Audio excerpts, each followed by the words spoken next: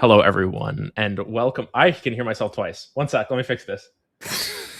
You didn't fix the other scenes, did you? I did not fix it. Hello, everyone, and welcome to the Metro Atlantic Athletic Conference Grand Finals here for League of Legends. My name is Rare Adam. Alongside me is Ravishing Gravish. I can do this one. The most ravishing man on the internet. We're here to bring you the League of Legends Grand Finals here. Ravish, how are you doing today? I'm tired, bro. So honestly, it's okay. We will get through it all today. But anyways, this will be an interesting series here between Siena University and Iona University, as both of them throughout this weekend have been playing through their games, and they made it to the grand finals here. I'm interested to see how these teams come out and how strong they look today, because of course, grand finals, you win this, you win the whole chip, you win the championship. That's what's important today. Adam, I just want to praise you for your analysis and dialogue. If I may, I just want to break down just the high level words that you said to the people, just because I would be remiss if they didn't understand your message. If I may I? Go for it. Thank you.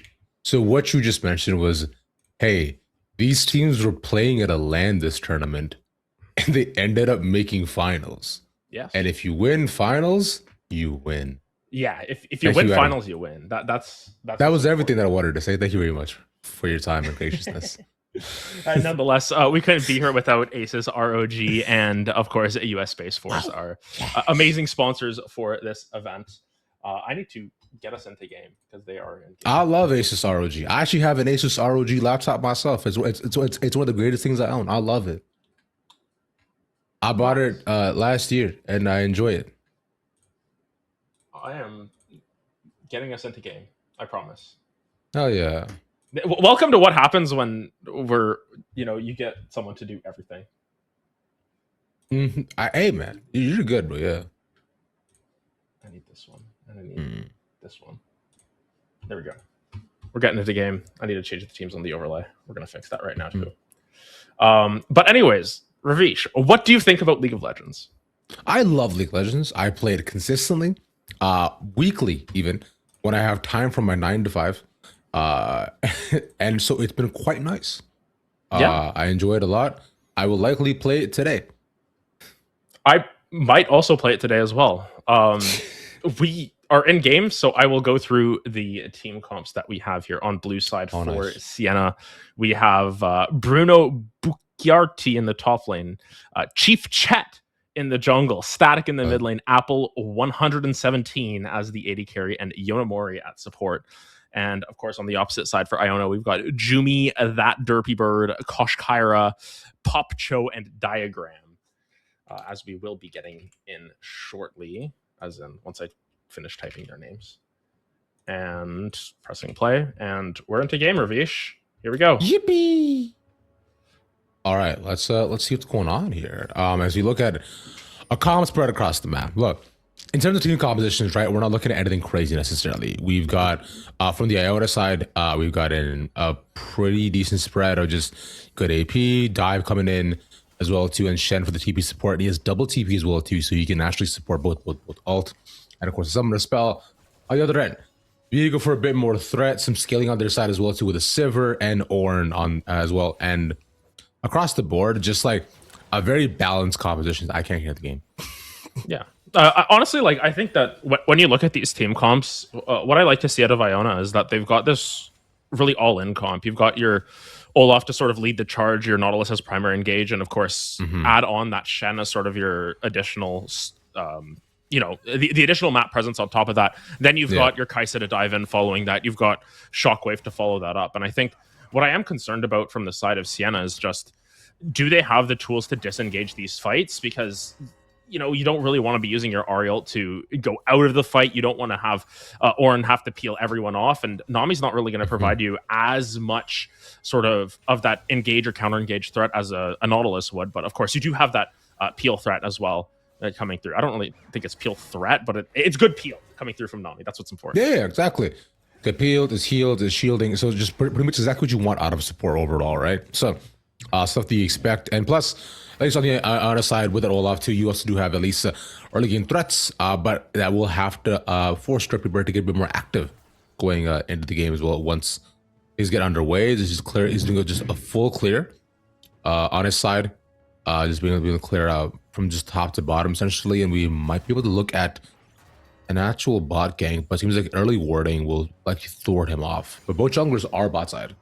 Yeah, and realistically, when you look at these bot lanes, I don't really see a whole lot of engaged threat coming through from Siena. They're just gonna have to play this lane. Sivir, I remember one of the old LEC casters was just like, Sivir's win condition in Reckless's hands was just like, get 400 CS and then you can win the game.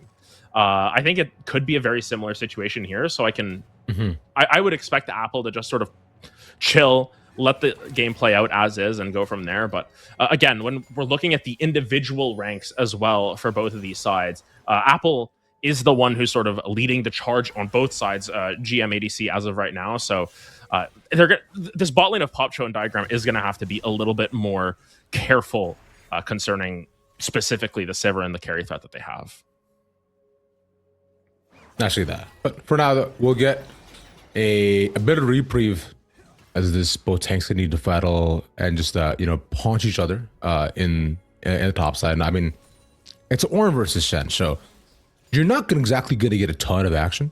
And Shen, once he does manage to get his Tiamat and some armor on him, it won't really matter what either of them do.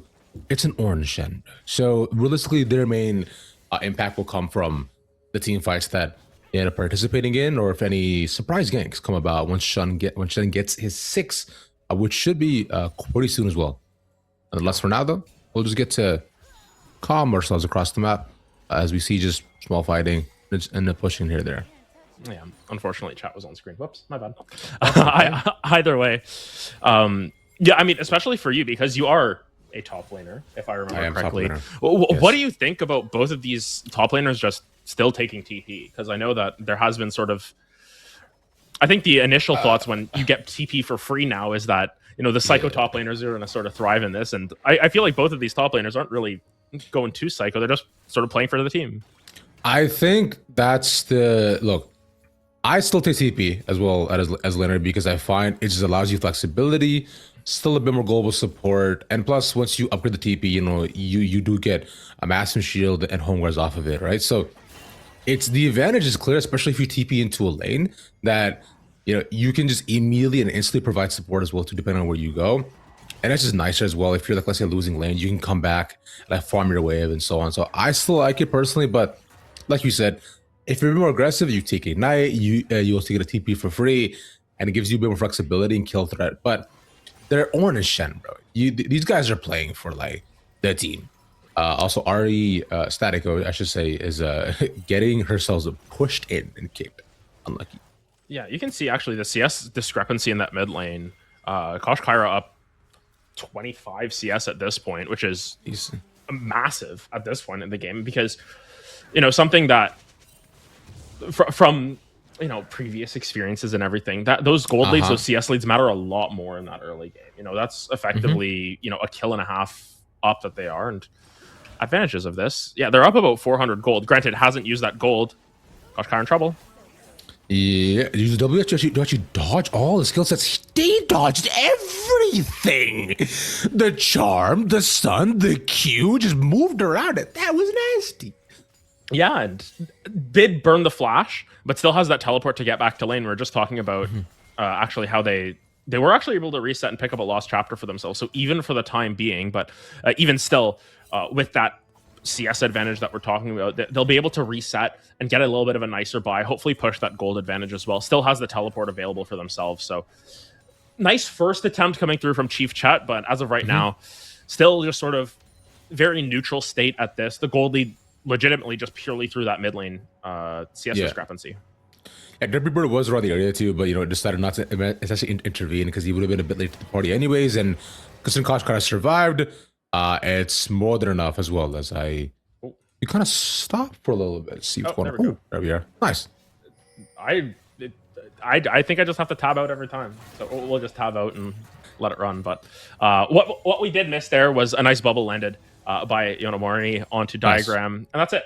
And then that's all they did. Of note, Yonomori is level 6. Diagram is level 4. I think they've tried to move around the map a little bit more, but that could prove pivotal should Chief Chet show up to this bot lane, because that Nautilus ultimate as well can sort of be a get out of jail free card. You don't have that available for you, and especially because Kaisa and doesn't really want to use her ult to run away from fights. It'll be interesting if they are able to find that engage that they're looking for, but as of right now, Diagram's just going to have to be a little bit more on the back foot here and keep Popcho as safe as possible, at least for the next level for themselves. At least for now, though, you should take a look top side, though. Drippy Bird is around the area. Oran's a bit far up, but he can't easily to get away. That ward doing more than enough work for him to be able to ensure that he doesn't get to game too early. It's still at Oran, though. Back again, we go towards mid, and there it is. The flash to land alongside all the CC. They get a shockwave down to. They will secure first blood for their side. Meanwhile, Jumi in a bit more trouble. Gets the knockup back again. One more stack. Might have hit her a bit more, but we'll secure the kill. So fighting across the map. Yeah, honestly, good regank coming through from Chief Chat to recognize Orianna doesn't have that flash. Good flash forward with the W to confirm that stun. And I think the Shen just really couldn't find a good angle to ult down there. Ended up would have had it canceled regardless, but Shield could have bought a little bit of time for Koshkara, just not enough in these situations. Shen ult at level 1, not too big of a shield, not yet. And we'll have to see what the build is, because there is the mathematically correct Shen ult build that you can go where you sort of build all those shield and heal power items. But as of right now, with that, just that time at, your shield is exactly 300 HP, your 400 HP, whatever the base value is. It's funny because when you say that, I almost imagine that you put on your glasses and say, "There's the mathematically correct build that can go." Oh no, yeah, he's dead. Yeah, it's just one more second, but boom, nice, easy peasy. Takes the ult, gets the kill, and he gets out of there too. Good return kill. Yeah, if I'm going to push up my glasses for that one, he flashed over the wall, and that was actually a very smart play. So honestly, it worked out picture perfect for them. They're able to get the kill back on the opposite side. It does mean Koshkara still has that sort of gold advantage that we were talking about. It does come at the cost. Now, both junglers, both mid laners don't have their flashes, so could be an opportunity for a repeat gank in that mid lane. But as we're sort of getting through the early phases of this game, first items are completed on both junglers as well as on Koshkara. So really that kill they took for the death they took, not going to influence them too much here. Yeah, I mean, considering how ahead he was, especially with the assists and all the farm that he's managed to get, right? So I'm not surprised just how well Koshkara is doing the mid lane, but now we'll have to see as we kind of look to work well the tower and kind of move a bit past just the small bit of early phase of the game. If Koshkara can perhaps look to roam down towards the boss side, have an impact there. Speaking of which, bubble does not land. Diagram manages to walk out of that, but Poncho Diagram have just been constantly under threat here. Shen's a bit far up. Yeah, just a little bit, but again, those base damages, the percent health damage from the empowered auto attacks seems to be keeping them healthy. It's sort of a little bit of a brawl on this top side, as expected between these tanks, but how much kill threat do they actually have? Not too much as of right now. I think the one advantage that you have with Ornn, even when your TP is down, or if you don't want to use your TP, you can just keep getting those items, but a little skirmish around this dragon doesn't seem like anything's going to happen. They're just going to walk away. Yeah, it popped several, easy enough to get movement speed and then be able to get out of there while Ocean Drake does look to spawn in a couple of minutes, though, but a good trade nonetheless. Yep, Ocean Soul means that both of these teams should be inclined to fight continuously towards these dragons. Then again, with how early the dragons have already been taken on both sides, one apiece, they should go for it. Apple in trouble. Managed to get the ult down too, gets the flash down, the wave to just completely continue to disengage as you mentioned before. So easy build coming out for the Nami, re-engage perhaps a bit too far forward, exhaust on the Sivir, and then the triple stun as well given out. But it's the Olaf to run it back in, tower does way too much damage, and so we re-engage once more. Popcho falls as a double kill for the Viego. Yeah, really good re-engage there. Of note, I don't think Jumi's ult completed again. It's on cooldown. They didn't show up at that fight bot side, so once again, Bruno doing a great job of canceling that ult. Did have to take a decent amount of damage on the back end, but just teleports back to lane and they're going to be in good shape. Does give Jumi a little bit of a teleport advantage for the time being, but are you going to be able to take advantage of that on the bottom side? No summoners on the Sivir. You really need to try and find that angle of attack now, because you've the one saving grace I want to say for Iona is that you still have Yeah. the flash available on Popcho, but Mhm. again, it's just a little bit of an overreach there, I think. Yeah, it's tough though because look, Bruno just has so many different tools to be able to just precisely force Jumi out of the fight and not being allowed to TP. So if Jumi is to be able to get down there and get any sort of impact on other ends of the map, he's got to like either push wave him super hard or just hide in a bush somewhere so that way he can get his ult off for once though, right? Because otherwise, it's going to be a cooldown that he tries to use and just pretty much stay there at every single instance that he manages to get. Nonetheless, though, a good trade and actually a really good start coming out from the blue side, as they were falling behind a little bit, especially because of Koshkar's efforts and Derpy Bird managed to get active on the map. But we've got Chief Chet with 3-0 and a Viego who starts to get fed might be a little bit dangerous. Yeah, and I think the interesting part about it actually going to be fight on the bot side.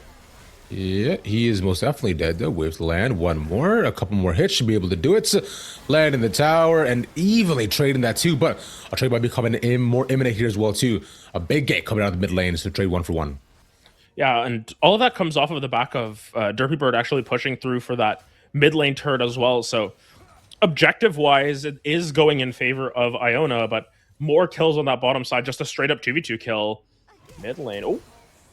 Ooh, the flash got to be used just for to survive though. Or else, honestly, Kashkara would have been able to shockwave and pretty much just eliminate static from there though. So no flashes on either summoner's end.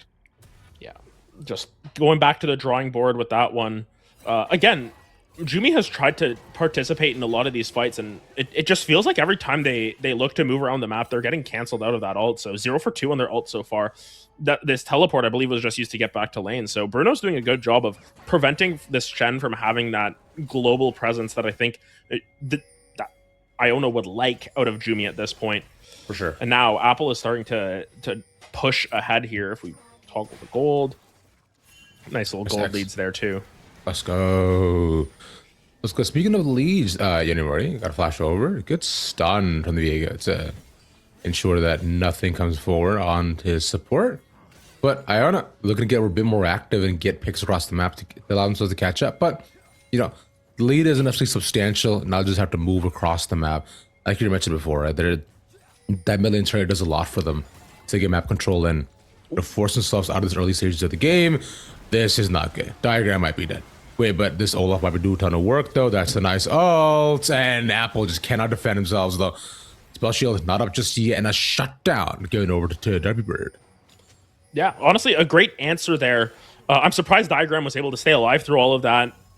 Aftershock popped really early and then just sort of had to hold the line. Now has that locket to give a little bit more survivability, but it is good to see an advantageous trade for Iona on that bottom side. Yes, Kosh Kyra goes down, but I don't really think that matters too much because, again, we'll toggle the gold and sit on it a little bit longer. Kosh Kyra is up 1,000 gold. So that's still a point of strength there. I think the important part of that last engagement was just that you are able to shut down Apple. The gold does go onto your Olaf, who's going to keep pace with the Viego for now, but you still need to try and get your Kai'Sa back into this game because Sivir is so safe later on where she's able to just sit back, use those ricochets, and especially with a Nami to buff her up, she's just going to be extremely difficult to lock down. This Kai'Sa's a little bit more feast or famine, and it's starting to look a little bit worrisome here for Popcho. Yeah, it's not ideal for sure because like Popcho and Diagram have been kind of getting pushed in for a lot of the game, honestly. So it's been a little bit more tough though. It's finally Jumi getting some damage down though, and this Orin cannot safely trade anymore. And luckily, because I've been managing to get the Titanic Hydra, but try to stay at least a little bit safe. We're talking about the bot lane here, like Yunimori. A big shock, a nice shockwave as well, forcing the heal out, but there'll just be sums taken. Josh Kara dodges, clean sidesteps. Yeah, it looked like they were trying to re-engage on the back end of that, but no dice. Of note, Diagram had the Nautilus ultimate up that whole time, didn't elect to burn it. I think the main MVP of that fight, though, was Yonamori's ultimate, stopping Popcho from getting better positioning in that fight. It was knocked up by the wave, so it could have ended up in a kill going over to the side of Iona, but ends up just being a lot of summoners, a lot of ultimates used, but no dice on the kill count. Yeah, it's not great, but Nonetheless, it's not the worst position either, too, where it's just a couple of engages in some response, right? We've seen how both these teams have taken advantage of just these small instances where you see openings of the game to allow yourselves to re-engage, re-gank, or even just have the opportunity to find re-oppenses when it comes to either mid lane or even bot lane. As right now, though, with bot lane target finally gone and then getting a bit more structured as well, like SU should have some more opportunity to make the presence known across the map, especially with the advantages that they have built up. I will be looking at this mid lane turret as the main culprit, and there we go. Bubble not going to land. A flash instantly. Diagram just looks to walk away. Yeah, honestly, this game as it stands right now, it's sort of slowed down again. I think we had a little bit of that action with the junglers getting really involved on both sides. But something I want to point out: look at Chief Chet's build. This is extremely Feast or Famine Viego going Infinity Edge, Yuntal. It's just full damage. I see one cloth armor. I'm pretty sure that's just for boots, and that's about it. But even still, could build towards a Guardian Angel or something like that, just to have sort of that second chance at resetting in these fights. Bot lane though, Shockwave pushed out, though. A couple more autos gonna have to trade. So both ultimates pushed out from between both. Static is taking a beating in this matchup. yeah, I think that's the important part of this. Static is 50 CS down, and every trade is just going in Kosh Kyra's favor here. Realistically, you're gonna have to try and find an answer to the side wave at some point, but Yonemori is caught out. Yeah, this is unlucky. Just ultimate use wilt here too. He's slow to get put out the wave, but survive for a couple of seconds. Jumi as well, also coming down. Well, along with the TP, the Ornn getting active. This is a messy fight for now, though. But Yorn delays enough. Olaf dies on a tower, and also Popcho as he managed to survive. Here comes Chet. Popcho should be dead. Ultimate pushed down to dodge for a couple of seconds, but not much more going to be done here. But that should be it. Though, with Jumi and the rest looking to clean up. The rest of the squad that we have here on our side. Yeah, it just seems like a bit of an overinvestment for Yonemori there. Stayed alive for a lot longer than they had any right to. Apple. Okay. Just going to dodge out from that one. Yeah, it's just a bit of an overinvestment coming through from Iona, and Siena are just going to take that and run with it. Now, Rift Herald in the mid lane going to pick themselves up a little bit of a more open map. All of those outer turrets are now down, so this lead that they had, the sort of stale game state that we were sitting in, ends up sort of favoring the side of Siena as they just bide their time. They find the fight that they were looking for, and now up 4,500 gold. Yeah, this is it's a pretty nice lead that they have, especially with the cleanup fights, and you can see like attributed to just how like Chief Chat just came in and was able to delay and pretty much clean out the rest of the squad here with the resources he has in the ultimate. And plus also big props to Bruno, right? Where a TP and the ultimate like saving Apple just long enough for them to be able to have an impact in the rest of the series or just the rest of that fight. But as it stands though, Iona not done it out of it yet, right? As you mentioned constantly, Koshkar is still a pretty nice threat. As is Chief Chet. He's fine. Flash has to be used. Yeah. Apple popping Yield just in case there was a little bit more of an investment. But again, I think for the side of Iona, they need to play around Derpy Bird and Kosh Kyra as much as possible. That's where all your gold is sitting. Popcho is incredibly far behind at this point because those Ornn upgrades are now coming through. It's an upgraded Yuntal on Apple. 213 CS, 3, 1, and 6. That's almost 3 completed items here to the 1.5 from Popcho. This is worrisome for the side of Iona if they want to stay in this game because they need their AD carry to be a damage threat at this point. Yeah, this is rough. So speaking of damage threats right now, Koshkara, let's get against well first. Horde down the middle. This should be massive. Only one knockup though by the end of it, but Apple gets a fire away over the rest of them. You're talking about the ricochets, and the boy does it bounce. Yeah, ricochets. Lots of damage there. Double kill going to Apple. That's definitely the third item at the very least completed, and Dragon going to be collected as well. Jumi and Koshkaira, they were sort of targeted out at the beginning of that fight, and then the rest of the team came in. But if your front line and your main damage threat are down, you don't really have an option in these fights. So now walking over to Baron are the side of Siena, and there's not going to be much contest here. Shockwave is up and available for Koshkaira, so maybe you can find a turn on the back end, but I don't know if you're going to get there in time. There's just no like no opportunities, right? Derby Bird is back in about 5 seconds, and they understand that even if with this fight too, they just take this, they're just giving away their lives. Realistically, they could try to engage. Shockwave is available. Ooh, that was by a sliver that he didn't get that.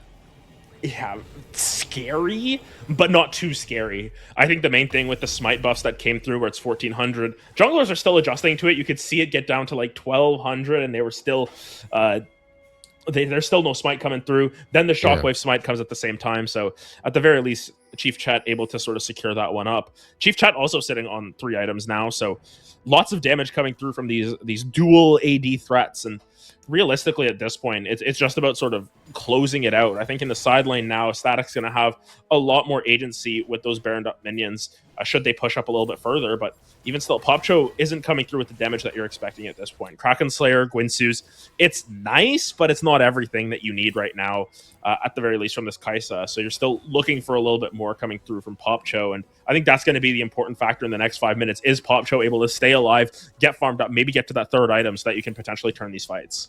Yeah, you're looking at just 5 men down mid here at this point, because considering what threat you have already. Oh, the CC chain is so gross. He's still not dead, dude. Oh, that's so tanky, man. Surviving just barely, but that does actually room for the fights and should allow the opportunity for them to open up mid lane here. Apple's a bit far ahead, but they can't converge on him, so this is a good start. Yeah, I think the main thing is Jumi burned the ultimate there, so now no side lane threat.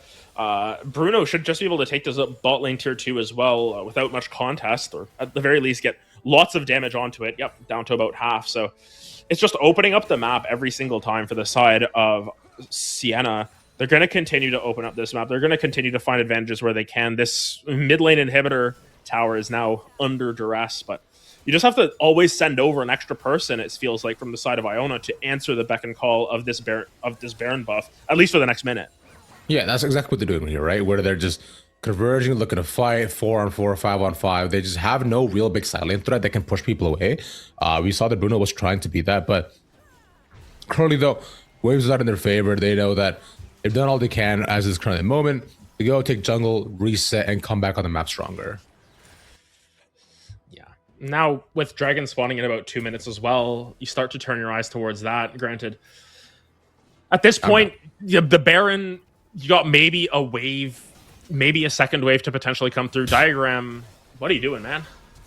Yeah, that's hey man, he was just trying to clear wards. To be fair, if you're this far up right by your base, you don't expect them to be like right there, but him getting almost caught out is unideal, but it gives him some space to get some damage on the, you know, extra turrets, but or the base turrets, I should say. But either way, it's fine.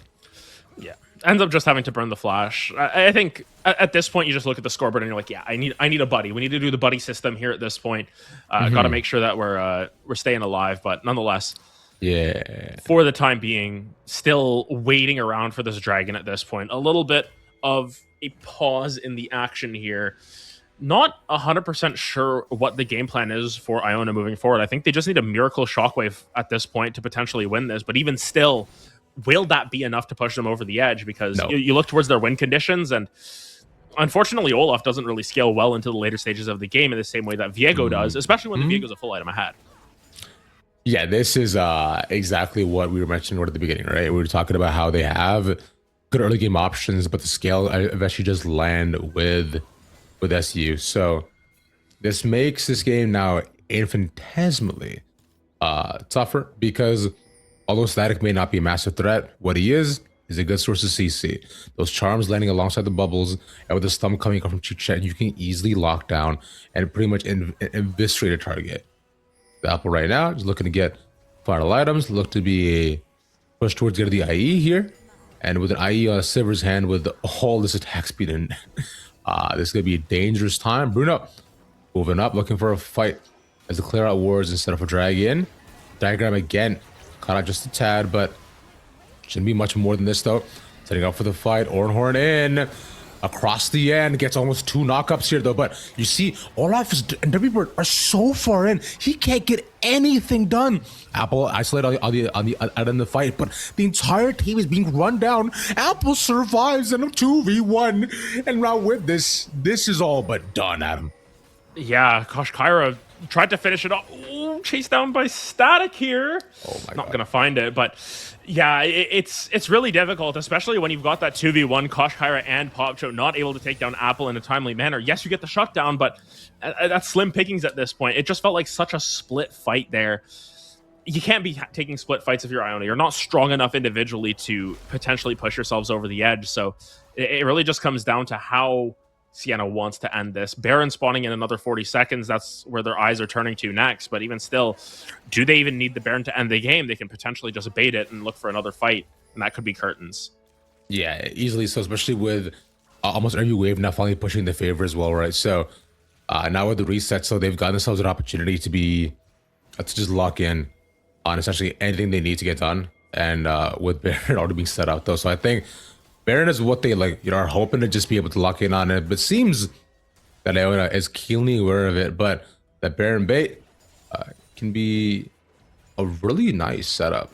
Because they can use that to just, like you're saying, run it through mid. They have waves alongside them, but might be just more ARAM from what we're seeing. Yeah, it looks a little bit ARAM-esque at this point. You have these double TPs and everything, but again, Static is still behind, just barely of no, not just barely, like a solid 1600 gold behind Kosh Kyra at this point. So you can't really put that matchup in there. Do you really want to be putting Static into Shen? Not really, because then Bruno's going to be taking the short end of the stick. So sort of just group everyone up, see what happens, and hopefully you can find the angle. Actually, they are putting Static down on that bottom side. Jimmy doesn't have the ult quite yet, so the longer the stall's out for Iona, the better chance they have at potentially finding the quick play, and Apple pops the ultimate just out of safety. Yeah, everyone's kind of just running around. To be fair, at this point, though, that ult cooldown is like 20 seconds, man, so it doesn't even really matter what he does, but Chief Chet just poking and prodding, seeing where everybody is, because we saw Derpy Bird actually last fight, too. He did try to eliminate a target bridge by himself, but as you're mentioning, like Olaf just falls off so hard. So as at this point of the game, you can't do a ton besides provide some CC and slows and just make yourself a PL tool for the rest of his team because of not being able to just get a ton done at this current point in time. On the other end, though, Jimmy managed to take a turret, a split push threat. So at least getting some gold in the pockets of himself and his team. Baron being set up though, with 4 now in, he's gonna wait to see what the call is made. Yeah, I think this could be our final fight, or one of the final fights here. If Siena are able to take this one, no ultimate yet. Very late Shen ultimate. Oh my God, Derpy Bird is just so dead here, man. But Popcho poking away all the other fights, just enough to actually get a decent amount of kills. Well, but it's just not enough though, because you see with Apple not being alive for the rest of the fight, it's just disgusting how he tears with the rest of them. And Bruno, so tanky at the stage of the game, survives the onslaught. Kosh Kyra once again last person left standing, but they look to walk in, run to the base, and Apple and Bruno healthy enough to at least get an inhibitor. Yeah, they're going to get an inhibitor. They could push for a little bit more. Granted, Death Timer's not going to be super in their favor here. They've got 10 seconds on your Kaisa as well as the Olaf, so it's just an inhibitor and get out. But yeah, Apple's so safe this entire time. Look at the ricochet damage. Yeah, dude. Kosh Kyra is just does so much damage. It was a big shockwave, but it just wasn't enough. Yeah. I was going to say, because Popcho actually had really good positioning in that last fight to be able to survive and get a decent onslaught of his W's and Q's, and it did do just enough to actually eliminate both Chief Chat and Static, right? But it really isn't doing much because you just see how tanky the Orange is right now, man. He has 3 items currently, moving up to his 4th. He can survive anything, and because Apple wasn't being touched by anything, he gets to fire away, like you said, ricochet Rest of his team, his crits right now are going to be disgusting. He still has his Doran's Blade. Hey, you get the extra item slot. Both AD carries still have their Dorn's Blade. You got take advantage of that. What 3% lifesteal? How much is it? Yeah, 2.5% Omni Vamp. Sorry, my bad. I'm not with the times here. Nonetheless, it's a massive lead for Apple at this point. This is sort of the player that we were highlighting from the beginning. You know, highest rank in the lobby. You have a lot of expectations to carry your team across the line, and that's exactly what they've done. Chief Chat has showed up in kind as well, and I think you have to give a shout out to Bruno Bucciardi here, who deathless thus far has been in all of these important fights, has the biggest shutdown in the game right now, and especially around this potential Soul Dragon for Siena. You really have to find a miracle if you're the side of Iona here, because gold lead at almost 10k. They're starting Dragon. I mean, this is fine. I was going to say, we're waiting for the Ornhorn to see where it goes, and right onto the Olaf instead. They split up the fights. Diagram caught out, though. They get the Dragon, but really at what cost, though? Because they're pretty much dead. Jumi, next target going on. Apple gets a triple kill almost with one more that Yuki not bouncing enough, and Kosh Kyra. Again, man, that man has, brother, that guy has ran every single time, bro. But he's not gonna be able to run with this time, brother. No saving your KDA. He'll finally fall, and this is the end of the game. Yeah, curtains here for game number 1. Iona, valiant effort. Kosh Kyra had a very honorable performance, but at the end of the day, just Apple 117 and Chief Chat leading the charge here for Siena as they take game 1. Yes, sir. Final couple cleanups too, and we'll land ourselves right now. Siena looking good going forward into game 1.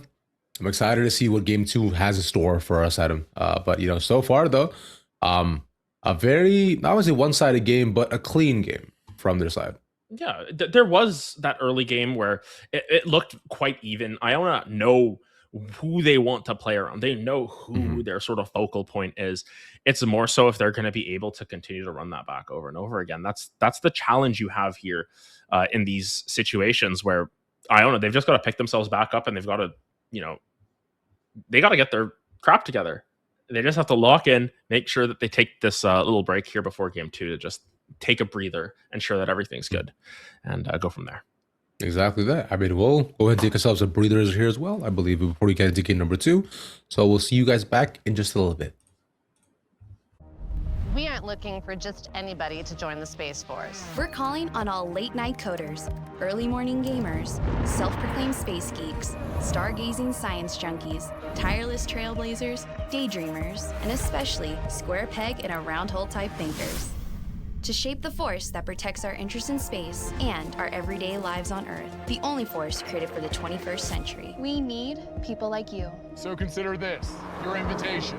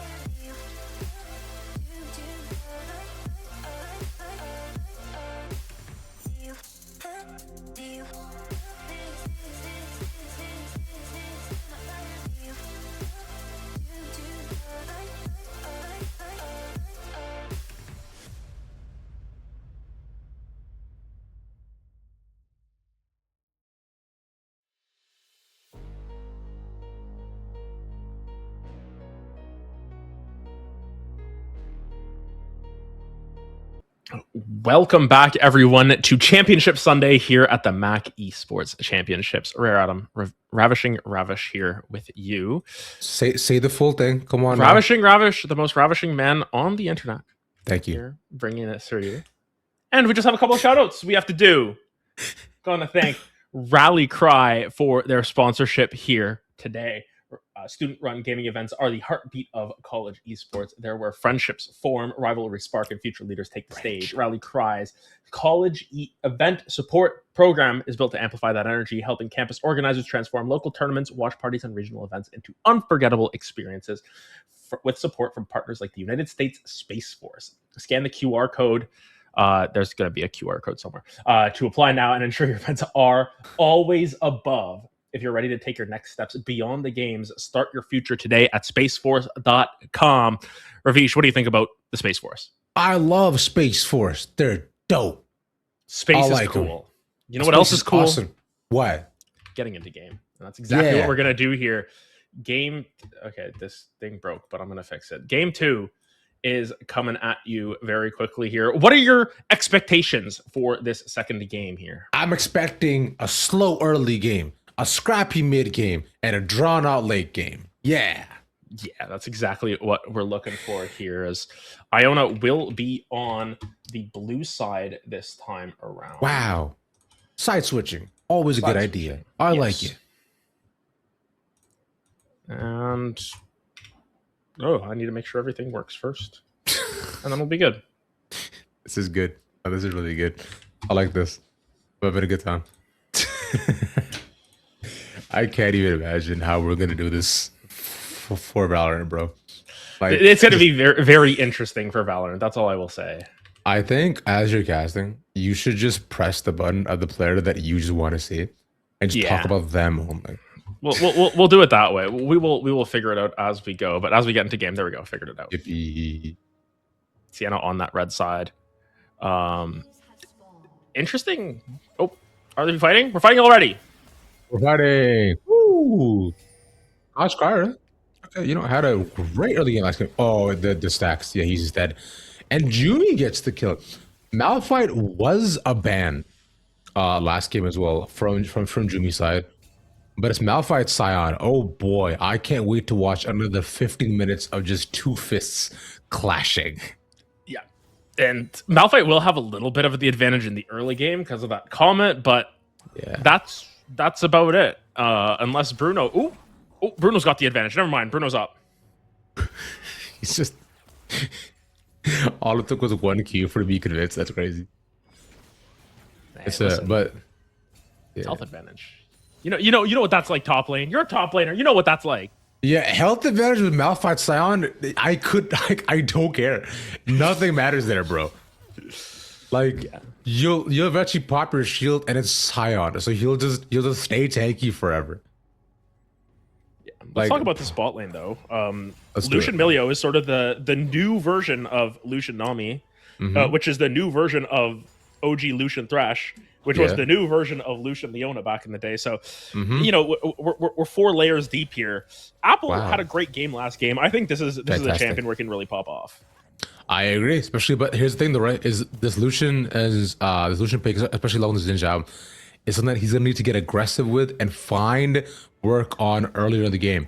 Look, Zaya's gonna be a bit more pushed down though, but the Deputy Bird again making his presence known very early on.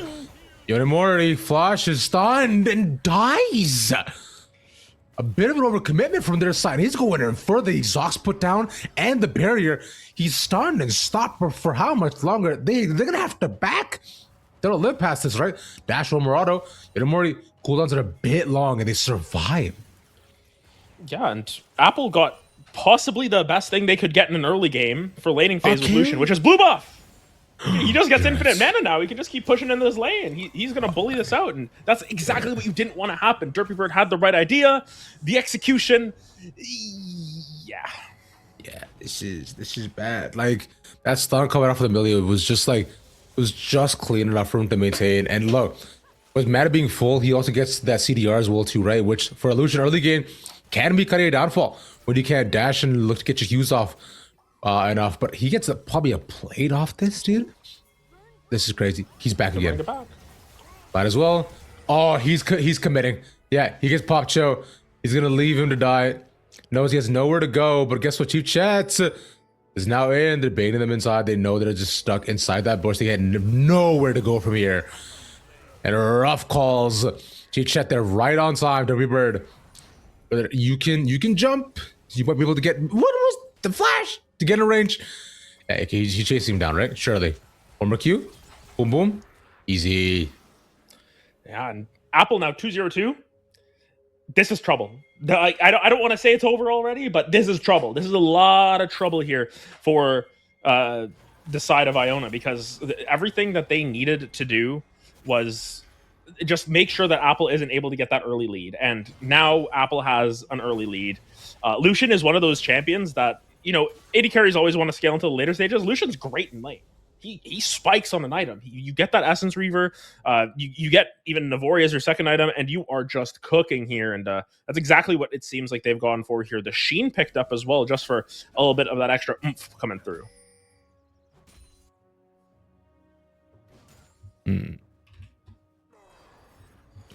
This is rough picking so far already. Again, this is exactly what you don't want to have happen for SU, right? A strong early game is something that they snowballed very clearly. And this is what we're thinking that will make things much rougher for their end, especially with Apple not being able to have complete lane dominance. Not completely taking over just yet. Derpy Bird can't get active as a Kha'Zix. You falling behind this heavily is not a deal. You know, still a kill in his pocket. So he's not out of it just yet, but it's making things a bit harder. Yeah, I think Kha'Zix being down early is also not a great sign. It's not down too much, like they're pretty even on gold, but it's more so the fact that, again, Apple was given free reign over this lane by having a blue buff for the first, you know, 2 of the first 4 minutes of this lane here, and now already sort of positioning in front. Popcho is scared to walk up. Diagram is scared to walk up here. It's concerning here on this bottom side, and it's really just about stopping the snowball here. You gotta put up your Braum shield to stop the snowball as well here, alongside blocking everything else. Yeah, Braum can do enough to be able to at least like block the ultimate, right? So Yeah. at least maintain some sort of semblance of just protection against Lucian's onslaught. But that shield being down already is it's fine for now, as they don't have 6 just yet, so no all-in threat, but they can just continue to farm and deny and scale up in this lane. This bot lane right now is just gonna run away with things. Yeah, I'm a little bit worried about what is next for the side of Iona. What is their sort of next angle of approach? Because in that mid lane, you know, Kosh Kyra has had great performances thus far. Today, the game 1 was quite strong from Kosh Kyra. It's just, can you translate that to the rest of the map? And already Dragon being taken, this could be a little bit of a larger scale fight than maybe we expected as well. This is, oh my god, this might be actually big as well too. You don't want to go down first in a 4-person conversion and have to get that support and control over the dragon. So Iona getting active, ensuring that they don't fall behind just yet or lie down and take everything. So this, at least a good reprieve. Yeah, I think the advantage of that is also Kosh Kyra gets the kill, and that's exactly who we were talking about. We need to see the mid lane matchup start to sway heavily in favor of Iona. That was their win condition last game. They're looking to play towards that win condition once again. Derpy Bird as well, despite them having sort of the all-you-can-eat scoreline there with the buffet, you know, 2 deaths, 3 kill participation, you still need to be concerned. A Kha'Zix that has 10 kills and doesn't matter what the rest of the scoreline is still stronger than a Kha'Zix that's 5-0-0. You got to make sure that you're getting involved as Kha'Zix, and especially with that assist now, I believe they're even in gold. So Yeah.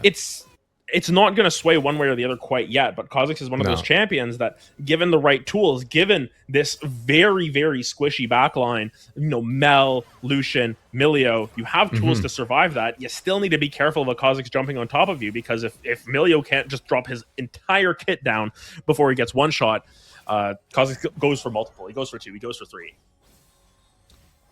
Yeah, this is I should do just enough static Q.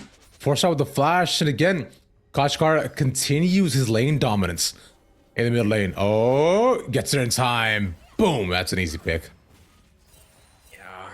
Derpy Bird, once again, filling up the score sheet, as we mentioned. This is 4 kill participation in the early game. This is exactly what you're looking for out of an aggressive jungler. Because, again, you're not going to pick Kha'Zix for your team. You're picking it for yourself in a lot of ways.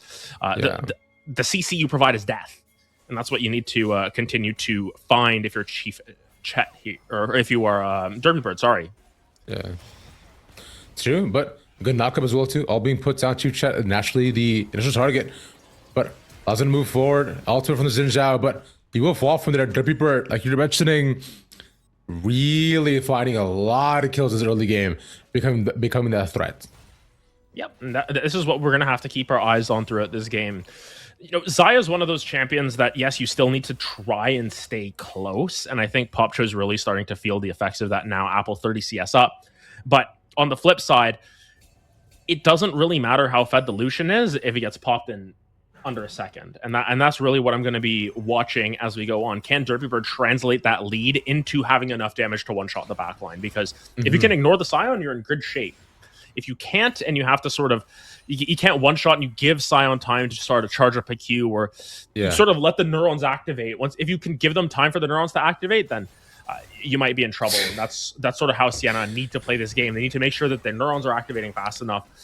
Make sure they're not having high cortisol gameplay and panicking when the Kha'Zix is in a fight. Everybody make your cortisol super low, right? Have you seen the low cortisol dance, by the way? I haven't. It's really fun. Either way, but how quickly do your neurons activate, Adam, whenever you see things happening around you? I'd like to think my neurons activate at like average speed. There's a reason why I'm casting and I'm not like playing. Yeah, because when I play, the neurons activate a little bit too slowly. I can say what I see. I can press the right buttons at the right time, but Lord forbid I ever have to press the buttons exactly when I need to press them. I can press them like a little bit later. My neurons activate at average human speeds, whereas everyone in this game very likely below they're above average humans in terms of they're above average humans in terms of their reaction speeds. Their neurons are high quality neurons. There we go. They're below. Yeah, see, this is what I mean. I have average things because my neurons weren't activating there. That's such a funny thing to say. To just a teamwork casting. Hey man, I respect it, bro. You're a bold guy, man. I would expect that of you, Adam, but I respect it. I always knew there was a little fire in you. I just was waiting to come out. But speaking of fire, though, this is a fantastic one. That static does a lot of what he can, but ooh, that comet just barely taking him out. Just sort of waiting for everything to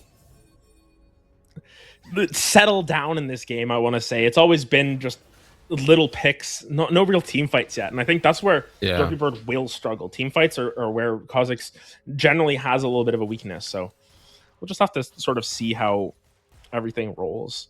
Apple still 40 CS up, has that first item Infinity Edge, as we talked about, a little bit of a power spike there. It's just really about translating those leads now, and we need to see them get more active, and I think this is exactly what they're looking for here. Yeah, but it should be for Diagram as well. The first up, though, the ultimate barely slowing them down, but Apple said managed to get the pick one on Chief Chet. Would have loved for it to go on Apple instead, but ultimate popped in the Jumi with a massive ultimate onto 3. And for them to clean up, there comes in Derpy Bird, like you're talking about those team fights. Eventually working in his favor, but they will fall by the end of it. Akash Kyra, the cleanup squad, and we'll go to game 3. We are going to game 3. Yeah, I think right now. This one's going to be really tough because exactly as we prescribed, Derpy Bird needs to find those picks at the right time. Incredible teleport coming through from Jumi, and you're sort of watching them walk away, and it's like, split it up, spread out a little bit. And the Malphite ult lands on 2. It ends up, Apple's still able to survive without burning summoners, which I think is a miracle, but you're able to take out the easier targets there. Chief Chet, Yonomori, they're both taken down, and now all of a sudden, it's starting to get a little bit worrisome. Yes, the gold is still very close. Yes, Siena still have a gold lead at this point in the game, but a lot of that gold is going on to the Kazakhs. You've got 1,000 gold lead there. Yes, Popcho is sort of completely out of this game at this point, but Koshkaira up 1,300 gold. You just have to play towards your win conditions. Derpy Bird's just going to find another pick, potentially another. Yeah, and look at this. Look at them converging so quickly every single time. A double kill come in with a flash in as well, too. The Chief Chet is getting ran through here. This is a rough state for everyone to be in. It's Derpy Bird getting extremely active. Those neurons are firing. We can say that. They're firing on all cylinders. And at this point, Apple's just sort of looking at the state of this game, and it's like, yes, Bruno has a 35 CS lead on top side. I've got my 40 CS lead, but what's happening around the rest of the map? What can I do to sort of claw this back? And I think the important part is, yes, Kazakhs, if they stay ahead, they're very strong. But you get to a point in the game, if you get to sort of the later stages of the game, Kazakhs struggles with that, because then you start to have those fights. Oh my goodness. This is actually really cool how we set that up as well, too. Yeah, that was sick. Turning the Q around as well. And Matter didn't just eviscerate them. So a reprieve desperately needed for Static and his first solo ball in the game as well, too. Yeah, I think that's good that Static is getting active as well, because you need sort of the secondary carry on your team. Mel, a champion that is incredibly frustrating to deal with, as all of us League players know, but I think it's just about making sure that this Mel has that impact, has that secondary damage threat, because you can't build resistances against both of them. You won't have the agency to do so. You sort of have to pick and choose, especially when you're Derpy Bird. So, yeah, again, really depends on that. But Derpy Bird might try and look on the top side. I don't really think you can kill this Scion quickly, but you might be able to eventually. Yeah, it'll take a little bit. He can just shield up, and Q manages to dodge it here as well. So it takes a decent bit of poke, but it's still Scion, right? So you're not necessarily worried for him. Yeah, nice Dark Harvest proc, and that's about it. Yep. Easy enough to really going to scale up more and more. As look to find some advantages across the other end of the map, though, right now, right? Because if you look at looking at the previous fight too, it was usually due to because Jimmy managed to TP in, and Bruno didn't have his TP up at the time, so clear 5-on-4 advantage that they managed to use quite efficiently. Every bird though, manages to secure Rift Herald. Bruno might have bit off more than he can chew. Doesn't have ult up just yet, so couldn't necessarily land it. It's up in a couple of seconds, but to reconverge here would be irresponsible. Yeah, and it's Rift Herald collected by Derpy Bird, but it's a little bit of a it's a summoner trade at the end of the day. It's Bruno's flash for Koshkaira's flash, and I think you want to keep that Lux flash a little bit more, considering how immobile she may be. First tower is collected by Apple, so Apple continuing to sort of lay down the pain here. A full item ahead of Popcho once again, and I think it really comes down to Apple needs to start getting around the map, and I think it's great that they're unlocked from that bot lane. They can go to this mid lane, they can start to move around the map a little bit more freely, and this Lucian is the win condition here for Siena. He's the entire gold lead once again, so it all really comes down to those key players that we were talking about. Exactly that, right? And I think it makes it just that much tougher, right? Because when you're looking at just the overall state of the game, as to like how, they can find small advantages to maintain some sort of semblance of moving in towards mid and late game to what they can do. Because as of right now, this just seems to be not necessarily getting out of hand just yet, but slowly but surely, like we see the line or the thread kind of moving further and further away from them. Was the other end of the game though, but at least some towers and some gold in their pocket will allow them to make lane swaps and find other advantages across the map. Yeah, that's really where my eyes turn. Is like Iona, they've played the map well, but they haven't really focused on these objectives. 2 towers now collected has grown that lead to 2,000 gold for Siena, and I feel like again it just comes down to like the execution of everything. Oh my goodness! Oh, right onto Apple. Right, no flash or barrier used this time, but luckily Yodomori being able to keep him alive, so it was just an attempt. But you just saw how quickly Apple was almost eviscerated. And that's where this Lux comes into play, right? If Koshkar is able to get down, 20-30% of Apple's health, that's where Derpy Bird can just sort of freely go into the backline through the Emilio, through everyone, and find that pick onto the Lucian, and that's what's going to be important. He's running up the river with Rift all the way to Bruno. Okay. All right, yeah, sure, man. Whatever you say. Derpy Bird has earned their driver's license. I will say that. You earn your driver's license for that one. I don't know where you were going, but it's like the driving test where you don't really go anywhere. No, Kashkar should be dead from this though, but maintaining a good ultimate to keep them alive for a couple more seconds, but all that is just a second. That's it. Static and Juby getting chased down, though Yodamori not looking to get part of the fights. A couple assists, an Apple now in. A dash would be nice, but ultimate not needing to be used just yet. It's just Diagram finds the Q, but can't choose to commit with Pop Patrol round. Yeah, and honestly, Static is starting to show up in kind here. Had a really rough game one, I think, but now starting to come into their own on this Mel, finding the angle of attack that they need to. This will stop the soul stacking as well from the side of Iona. They find picks at just the right time. Should be a Dragon collected. Derpy Bird's trying to play goalkeeper here, it feels like. They're just going to back out, I think. But it's still good looks coming through from Iona. It's just that, again, that fight a little bit misguided here as I think they underestimated the power of Amel, not just from a champion perspective, but also from Static's ability, who's sort of come online this game. Yeah, exactly.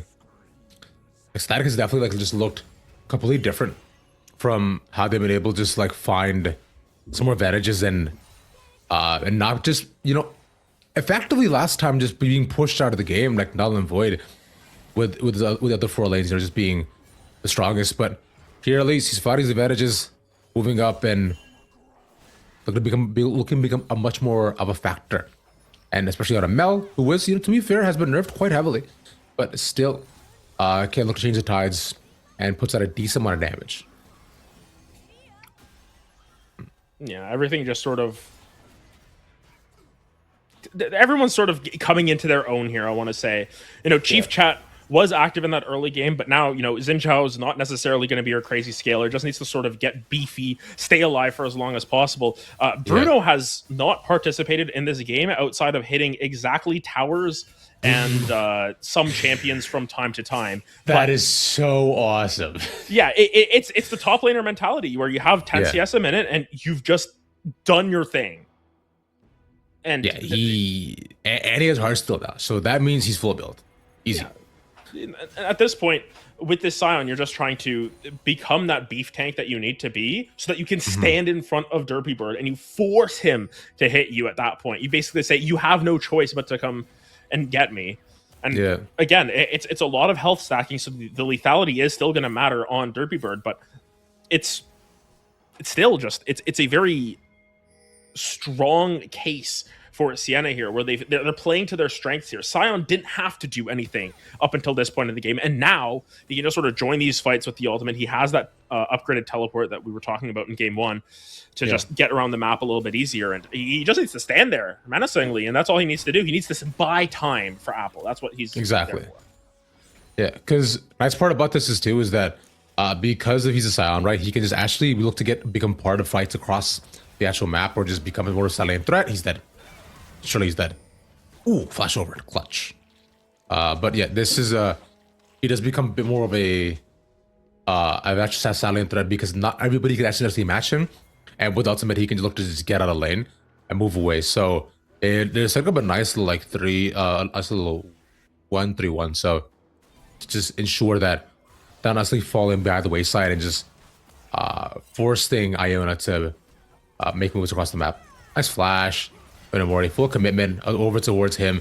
That should gonna protect the rest of his team. And finally, they managed to get on Yonamori. But Chief Chet, what's a part about this too? It's a 2v3. Alpha will stay on the wayside, but the rest of the team is here. They managed to get one, being Derpy Bird, but finally Bruno gets left to get active. Where did he flash? Mother, what? It's fine. Ultimate not gonna land. But for the rest of them, they look to find another, but with 3 falling, but the rest of it is a 3v3 by the end. It's a flash from Jumi. I gotta ask about the flash. I think that has to be Amos Clay.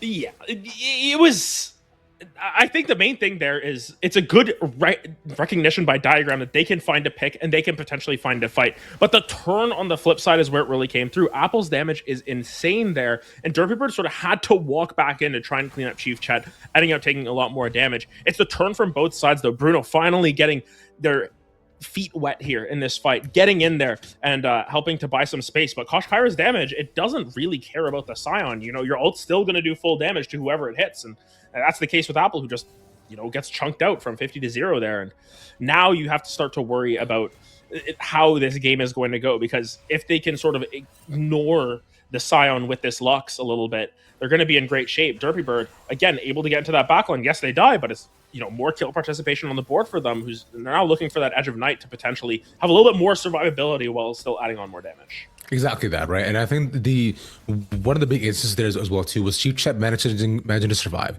You're talking about how his job now is just to be tanky, and yeah, he's not exactly health stacking just yet, but or even just any resistances, but he has just been that way in for the rest of his team to, you know, find picks and set them up at least for success, right? Where he's just kind of peeling for Apple, and locking down targets where they know they can be threats, and he might be able to threat himself, but manages to get out though. And but with Drake now up, and again another Ocean Soul, and if you are SU, you definitely want this. Get stopped. Yeah, it's smited away. Fight continues on there, and Jumi now stop, and Apple kind of paring down so many people. That is a massive knockup for the Malphite to get down to 3, but the rest can't necessarily be found here either. A fight could be going their way in the direction, and this is where you saw Apple shine, which is how ahead he is. A double kill and 4 down for a dragon, and surely they're going to bear. And looking at the team comp, this is exactly what we were concerned about. Derpy Bird can't jump into 4 people for free. Derpy Bird jumps in and ends up getting taken down. Kosh Kyra not in that fight. Think about how much better that fight would have been with a Lux over the top. They are able to take down Bruno, but you didn't have your Lux in that fight. You didn't have sort of that secondary damage that you needed to clean that up, because if there's a Lux ult, if there's a Lux E in there, that's 3 kills going over to the side of Iona, and that fight looks completely different. Instead, it's 4 down for Iona. They lose the Baron, and now Siena looking far more stable in this game as they've now expanded that gold lead up to 5,500. Exactly. This is a really nice fight as well too. You saw how Jimmy managing to get 4 there too, but by the end of it, it was just for him to just fall, because there's no one to actually follow up on, right? Popcho was pretty much just centered offside the other end of the fight, and you're looking at Kosh Kyra to be able to at least managing to, you know, land a big ultimate if he can off for the global skill, but with him not being able to be a factor, it makes it just that much tougher. So these 5v5s eventually not necessarily go in the direction and allows Siena to get back into the game where Iona had a pretty decent lead and control and pace of everything. Yeah, now Chief Chat, not sure you want to go there. This is you're gonna try to just, you know, push him down there, get a pick off if they can, dodging the ultimate, and a pick mentality, honestly the right one. They just force them away. They'll take the red buff away, so, you know, at least a consolation prize. Yeah, I mean, I think that sort of speaks to where this game is at now. And Chief Chat starting to build up a lot of armor. Armor starts to scale a lot better than lethality the later you get into this game, especially if you don't have a black cleaver anywhere on your team to help Derpy Bird. And I think a major factor behind that as well is, you know, Popcho is really far behind this game. Unfortunately, has sort of taken the brunt of the Apple damage here. 3.5 items for your Lucian at this point to, you know, 2.25 items, we'll say, for Popcho. It's going to be rough to try and find this Xayah any sort of value in this game, and that's what I do get concerned about, because you need more damage to come through. Derpy can clean up these fights, but can't be the one to start them. No, and Derpy is trying his best though, because it has to be on to Jumi, right? Jumi has to be first one in, last one out when it comes to the Malphite angles, so it has to be on him to make sure that he's the rest of the team safe. And we're talking about the combo that you can see off from Kosh Kyra and Jimmy with their ultimates. But this just hasn't come to fruition though. But they can do a ton to especially just eliminate either the health or even just certain picks. Because if Apple were to get caught in the ultimate, and then, you know, Kosh Kyra comes up, he's no longer a factor. And we saw Apple was actually the biggest reason why that fight completely turned on his wayside last time. Yeah, this is this is the part of the game where it does get quite stressful, I want to say, for Iona, because your backs are already against the wall. You lost game one. You're potentially looking down the barrel of, just not really making the bang that you wanted in the championship game. And, you can't really fault any of these players at this point because they're trying everything they can. It just comes down to Siena have purchased themselves so much space, so much room in this game to succeed. Granted, the win condition at this point for Iona comes in a minute, and it's that soul. They've picked up 3 of these dragons. If they're able to even steal this one away, if Derpy Bird's able to get into that pit and just sort of pick up that permanent buff for themselves, they're going to be in a little bit of a better position. It's just about not over investing for this. You have time on the clock. The game is not going to end at this dragon unless you make a massive blunder. So it's about choosing the right play and making the safe play as opposed to going for some sort of crazy read, trying to sort of end the game with this. Because at this point, you have so many towers you still have to take down. The dragon fight will not end the game if it's Iona. If it's Siena's side, it could end the game. Naturally, and the dragons have been a nice highlight for the Iona side, right? For what they can, or been able to accomplish for the most part with maintaining that soul, and then getting Ocean Soul here as well would be huge for Iona for these small, long, drawn-out fights. But I think Siena knows that they cannot allow this to happen. So they're here set up first. Jumi is towards the top side, looking to at least get top tower down once he can, but TP is available. Ooh, static. Forcing the flash out. The Derpy Bird wants this, but he's committing a bit too hard to get the ultimate down for the Scion. Static should be dead here. The one more shock to be able to do it, but Jungler falls, and Bruno is doing this. He took the dragon by himself. Crush Kyra. The ultimate was enough. A massive steal to get them soul. I think that's... This is what I meant about not overcommitting for it, and it was a bit of an overcommitment from Derpy Bird, but Kosh Kyra says, "Nah, I'll do it myself." That's the win condition that you needed. Now you just have to get out of here, and this is scary. I mean, trying your best, though. The rest of them are in here. That's what we wanted to see. A big knockup again. Brutal to manage to get 3, but Apple has to stay safe. He's a bigger damage guy. Now finally in to Popcho now look to be next. There's 2 more falling, but Popcho should be easily the 3rd to be taken. And Kosh Kyra and Jumi will just barely walk away limping. Yeah, they get out with important members, I want to say. The most important member, which is Kosh Kyra, who... Dead. Nice. Clean, dude. This guy's just doing so much for them. Yeah, this is why they first picked the Lux, I think. This is incredible. Yep. This is nice. The CC immune should really manage to get out of there, but Apple saving his dash for once Derpy Bird looks to run on top of him, but should be fine. Yeah, somehow, some way, this game has sort of evolved into Iona just being gritty and sticking with it here. This gold lead has been at around 4,500 for the last 7 minutes. I'm not making the joke this time. For about 7 minutes. But now with Elder spawning in 4 minutes, Baron now on the table, this is how Iona can win this game, by getting themselves back into it. Diagram, swing and a miss.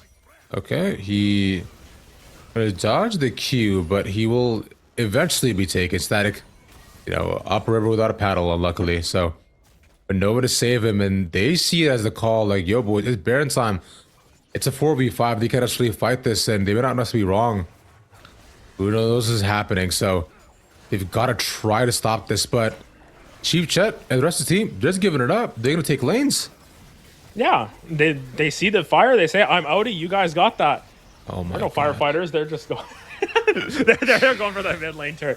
Not really the same context, but either way, Static not being available means that they don't really have that sort of secondary damage threat that we were talking about. And they say, you know what, this game's going to be stretching on a little bit longer. We're going to save our resources, and we're going to, push that towards an Elder fight potentially. So Baron now on the table, or Baron now available for Iona for the next little bit, next 2.5 minutes. What are they going to do with it? Not a whole lot right now. They take their resets, and now, a 6th of the buff is gone. They really do need to try and take down some of these turrets. They need to take that standing gold on the table and chip into this lead. Yeah, they need to get something done here, right? Like you're saying, because as it stands currently, they have just kind of maintained semblances and just small picks off. But from here though, this is good because like they're finding like bit by bit of ways to just get back in the game, and the soul just does so much for them. And Elder has to be where where's he gonna make their stand? Like losing Ocean Soul isn't ideal, but like if they can get the Elder, then suddenly they've just found their way back into the game very easily. Happy Bird, ult, Yonimori dead. Oh my god, the damage was so instant. Yeah, and that's the pain of having an enchanter against an assassin like Kha'Zix. You can't do anything. Yeah, you just kind of like land there and die, man. He did like 70% of his health so quickly as well. Yep, it was, and you know, 4 items on the board. The Edge of Night is very useful here because it prevents Milio from being able to kick them away. Like you have to try and poke out this Edge of Night before the fight starts, but you know Milio can't do that because he has the one ability. He has the one peel tool with his super mega fire kick. He just doesn't have that available now for himself. So is this the game? They're trying. This might be. Wait, he dodges as well too, so they managed to survive past everything. But Diagrams they're up first, so they're just looking to back away and peel. They get the inhibitor, but not be the game just yet, though. They realize they're possibly overcommitted, but from here, they have enough taking us to get out. The Diagram is doing so much for them. Yeah, this is, I think, the diagram that we expected to see last game on the Nautilus, where they're able to sort of just be that beefy frontliner that they need. It doesn't require as much investment for them to just sort of stand there versus Jumi, who has to sort of save their life to ult in here. Yes, Jumi's incredibly tanky, but, you know, not really the end of the world. Oh my goodness. Oh my god, dude, he just spawned. He melted. Yeah, that was so quick. And you're playing 4v5 just with your chance to support, not being able to stay alive, man. It doesn't really matter even if Apple is so far ahead, right? Being the ADC just doesn't matter against an assassin like this. And we'll go to game 3, brother. Yeah, the Baron buff just about to expire. They need to pull the trigger now if they're going to, but what can they do? Nothing at all. Not a single thing. As look to get landed down, they managed to take 1. It's a shutdown, but let's get what cost though. Bruno does 3. They managed to survive. It's a triple kill for Static. It's a good start. Kashkara, one Murado, and there it is. I'm sure about it. Yeah, it just isn't enough at the end of the day. They did everything that they could to sort of save themselves a little bit more space, but Iona are now going to tie this series at 1 apiece. The championship will be decided in the deciding game 3. And honestly, you said it. You said, hey, we're going to game 3 early on. Then we got into the murky waters of everything. You know, everything started to get really scary for both sides. Iona wasn't really able to play towards their win conditions, but then they did. And I think Kosh Kyra had a massive impact on this game. And you know, we were talking about potential MVP candidates and everything last time. Apple made their statement game 1. Kosh Kyra has just done that in game 2, and now it comes down to what happens in the decider here. Ravish, this one's going the distance. We will be back after a short break here to see who will take the Maac Esports Championship for League of Legends. Don't go anywhere, everyone. We'll be right back. Hello, everyone, and welcome back to the Maac League of Legends Championship Sunday. Game 3 here, final game of this series here, tied at 1 apiece. Siena trying to defend their number 1 seed, and Iona trying to defend their title from last year. Joined with me is Ravishing Ravish, the most ravishing man on the internet. How to do that. Guess what? We're in the game already. We're just going for it. Let's do it. All right. Nice. Perfect timing. I think we can take this time to talk a bit about last 2 games that we saw, right? Where for Siena's side, there was a clear ADC gap, with Popcho, being able to start up. For Iona's side, there was a clear ADC gap. Last game with Apple having a really solid start, Popcho getting kind of like ran through last 2 games. But there were some decent back and forth moments, right? Where we saw Kosh Kyra with a clear, really phenomenal, I would say, just performances. I believe the names are switched. Yeah, they are switched. There we go. We fixed it. We did it on the fly. Yeah. Production. And we just saw just how in general, just how their ball in general just was able to perform at such an incredible stance for Siena, right? With Chief Chet and Bruno then eventually becoming a bit more active as the game went on. But Kashkara has been a standout player for Iona's side. In the last game, he made such a difference, along with Drippy Bird getting so much more action, being on the Kazakhs, and then eventually things just kind of fell apart from there. From here, though, Bruno going full scale with the Mundo. I am a Mundo man. I play Mundo a disgusting amount. So I'm happy.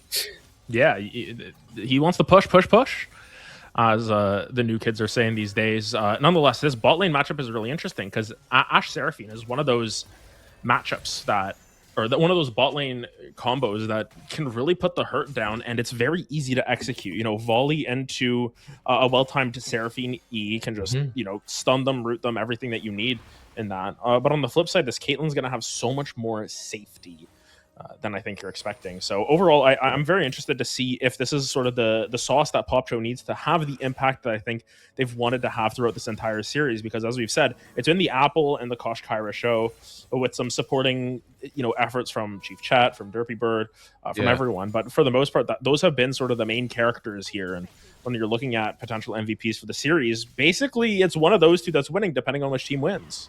Exactly that, right? And I think there's an interesting factor here as well too with this overall draft that we have, especially from the Siena side, is that her damage profile is pretty lacking. I want to say you have for sure you have your mid laner who could go ahead and put out some HP on the Sandra. You can actually put out some damage, but you're not gonna get a lot done. More than anything, you have CC and good chase down, right? Just peel as a whole, but it's gonna be on Apple again to just do majority of the poke and damage for the team. Meanwhile, Bruno and the rest are just gonna stand in front and Chief Chet, right? Just be big beefy boys and keep them safe. Yep. Overall, I'm interested to see sort of how this Sejuani plays into everything, because normally you want to pair Sejuani up with a lot of melee champions. As well. It's not really the case here, as Apple takes a decent chunk of damage. You only really have Bruno to sort of help start stacking up your passive first here. It's not like you have a melee mid laner. It's not like you have a melee support. So Chief Chat, I think, is just going to be sort of playing as that frontliner. They want to give Apple as much space as possible, and I think that's exactly what their composition has sort of been created around. Last time out on the Xin Zhao wasn't able to create as much space as I think they wanted to. Now you have more peel options, with Bard as well, but it can still make some plays happen if you're Chief Chat. Speaking of peeling, there it is, as we're looking at, right? But not able to actually lock down on the passive and get the full start off. Static's just not in range for everything. So that's why, you're saying, right, with the melee options would have been a bit nicer, but nonetheless, though, Kosh Kyra again maintaining lane dominance, and Chief Chat just having to hover around his mid laner so that he just doesn't get dove and kind of pushed down. Yeah, and I think the major thing is that, Kosh Kyra has had such strong performances thus far that you do need to, put some attention towards that mid lane. Already up 15 CS on more than that now, as there's a quick reset and TP coming through from Static. I think the interesting thing, though, is that Kosh Kyra has the cleanse this time around, so definitely understanding that there is a boatload of crowd control that you have to deal with. Sejuani has multiple stuns. Lissandra has multiple stuns.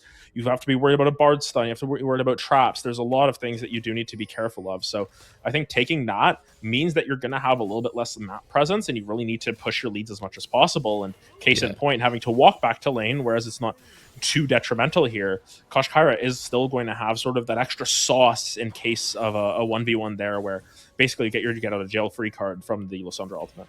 Exactly, right? Because effectively, if you are Lissandra and if you don't have your flash, you are a statue. You can do almost nothing unless you land a clean scatter of the week, but that can be tough in terms of not having set up for them. But unless for now, though, we're talking about the top lane, right, where we've seen them become pretty decent factors, right? Mainly Bruno, first the Ornn and then Sion. But in Sion as well, too, you saw worked pretty well for him, too, being able to become much more active in the game once he managed to actually participate in anything. That JoJo's storyline is incredible, especially at 20 minutes last time. But from here, though, against this Retina lane, he is simply surviving. Yeah. You were looking to likely get either Warmogs or Heartsteel first. I mean, more than likely Heartsteel. But nonetheless, though, if you are this Mundo, right, you are hoping to... I think it really just depends on how much Bruno wants to sort of interact in this lane, whether they go for Heartsteel or Warmogs first. Generally, you'll see in more difficult matchups, you will go for something like a Warmogs first. You can just sort of back off, heal up, and then keep engaging between waves. And I think especially into a Renekton lane, you might have to do that, but it really depends on how much Jumi wants to interact as well, because right now it's been quite uninteractive across most of the map. Ult's traded in the mid lane, but that's about it. Like there hasn't really been any sort of desire to make plays happen. It's really just been sort of both of these teams don't want to make the first mistake as opposed to making the first move. Yeah.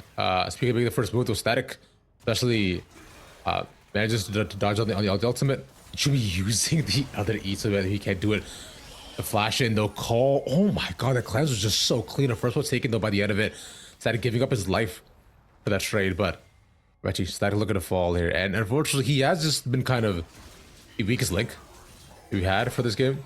Oh, Bruno just need to flash, just try to survive and heal up, but he's just a bit too low for this too. But the flash allowing him to get away, reset on his passive, and get back just about a quarter of his health to Jumi with no follow-up. Can't really pass it, missing that Q, but flashing to get the slow. One more, but you have at least the heal. Come on, Q. Nice, but the tower. Yeah, I think I was looking for the fadeaway, was worried about that tower heating up, and it is just a 1-for-1 on the top side. With the double Giant's Belt, it seems as if it would be Warmogs to start here. But again, in that mid lane, as you were mentioning, Static, so scared of making that first mistake and ends up kind of making the mistake there. Had a lot more health than I think they were expecting when they threw out the claw, and then they throw it out forward instead of going backwards. I think potentially just avoiding the death there as opposed to going for the kill where it wasn't very likely was the smarter play, but unfortunately unable to really convert on that. And now it is an 1,000 gold lead for the side of Iona. Yeah, the early game is generally gone their way as a whole, and I think that people just realize just how much more active he needs to get in the game. So he's just been ganking and ganking, whereas game one on the Olaf you saw him just full clear and taking his time and not being able to be much of a factor. Here the Chief Chats, yeah, he can't do a lot because just this being a Renekton lane, right? And Renekton for the first 20 minutes is just gonna terrorize everybody that he can because of how strong he's going to be and can be. As though Diagram gets the ult off. This is nice as well from there. Then one more auto. Yermori takes it. Come on, man. Yeah, ends up being the Bard to pick that up. Could be consequential, but in the end, it's still 1 kill as opposed to 0 kills, which is, I think, the main thing that you are looking for there. Apple, once again, extending a 25 CS lead. Granted, it is more expected in a Caitlyn lane where you have a lot of that range advantage. You have that sort of extra oomph to your headshots and everything, which could turn the tides. But overall, still a very neutral game state for everyone across the board.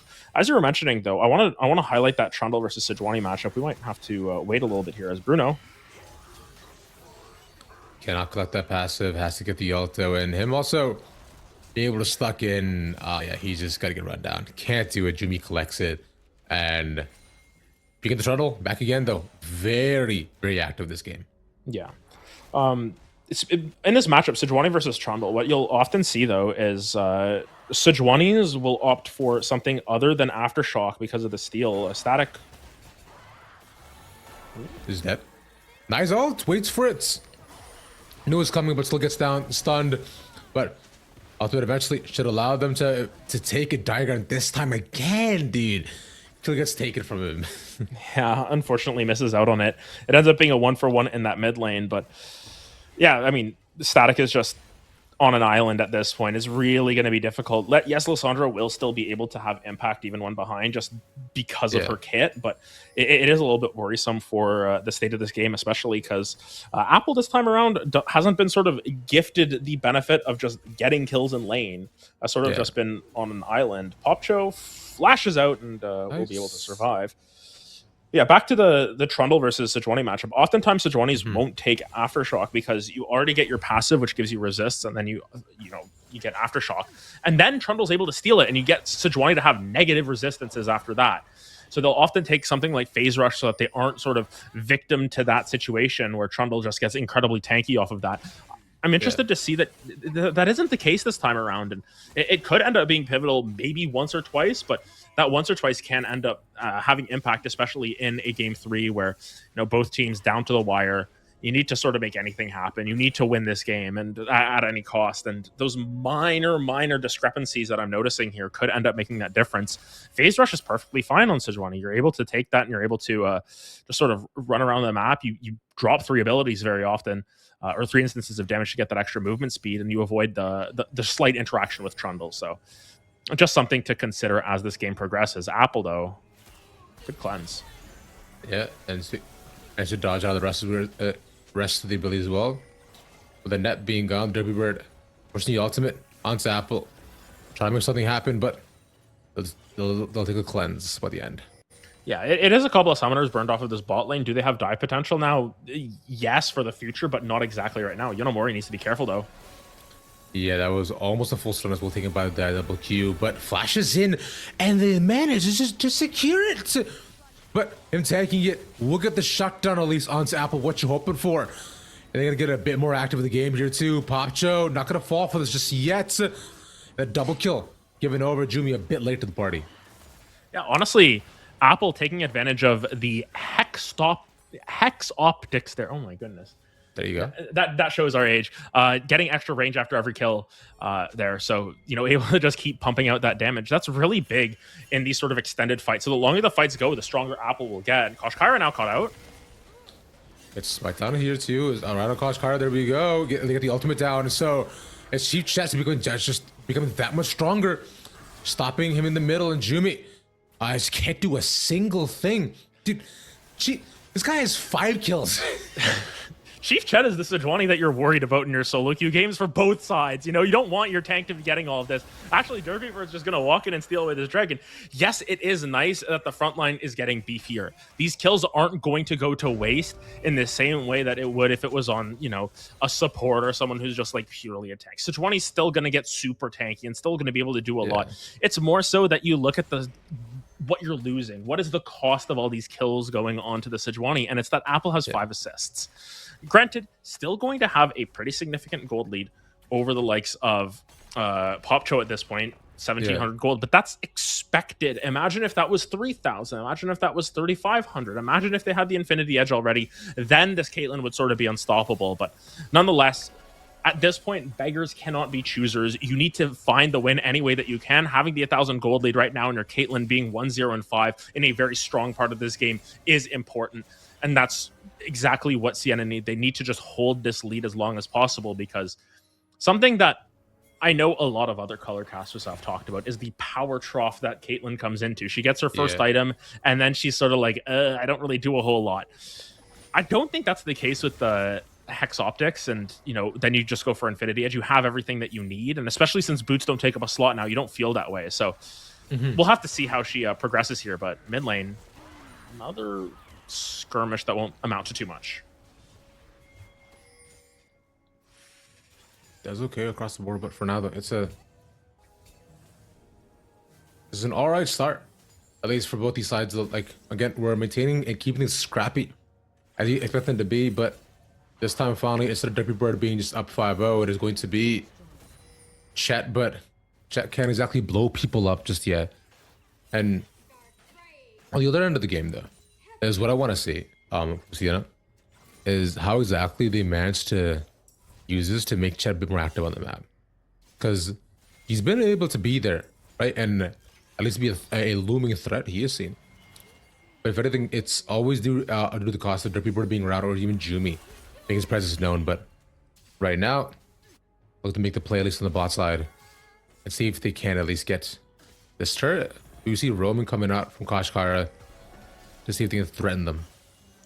Yeah, I think the important difference between these two teams is that Siena is far more willing to play the map. You see they got that top tower. They're going to play for this bot side tower, and they're fine that Chief Chet isn't really doing anything because they're getting gold on the map. It will be traded for Herald, but at the end of the day, it's still more gold going into Apple's pocket, which is important.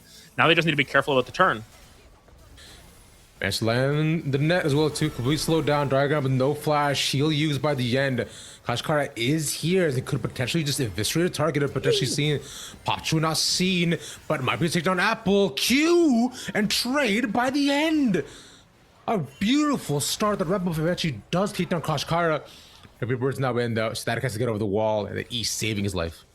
I think honestly, Apple's perfectly fine with that. You know, they were just able to get a couple kills for themselves. Yes, they do fall at the end, going, and that goes back over to Popcho. But are you really that concerned about what Popcho is going to be doing in this game when you're sitting on your completed boots and 2 full items? It's a full item advantage here. Now going to be eaten into a little bit here by the Hearthbound Axe being picked up. But you know, Apple's perfectly fine with that. Still ahead in gold. Still feeling really good about things.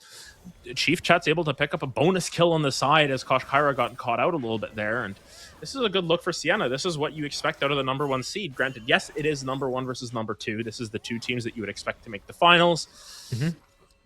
But Siena really trying to continue to push forward, continue to find these advantageous fights. And them opening up the map like this, now they're able to move this Caitlyn into the mid lane, and Koshkaira now needs to be careful about the threat that this 2-item Caitlyn brings to very, very squishy Syndra's. Driving once again into the mid lane will be Derpy Bird. There's nothing to crash it into, though, so just go into the safety. So once again, you pass your driver's license twice here if you're Derpy Bird, but at what cost? Wait, no, he actually manages to get the hit off as well, too, because he positioned over towards Chicken, so still does land, but you know, landing, that's the ultimate there. Diagram takes it, the wig, give it a couple seconds, so out of the nice little pick off, if anything.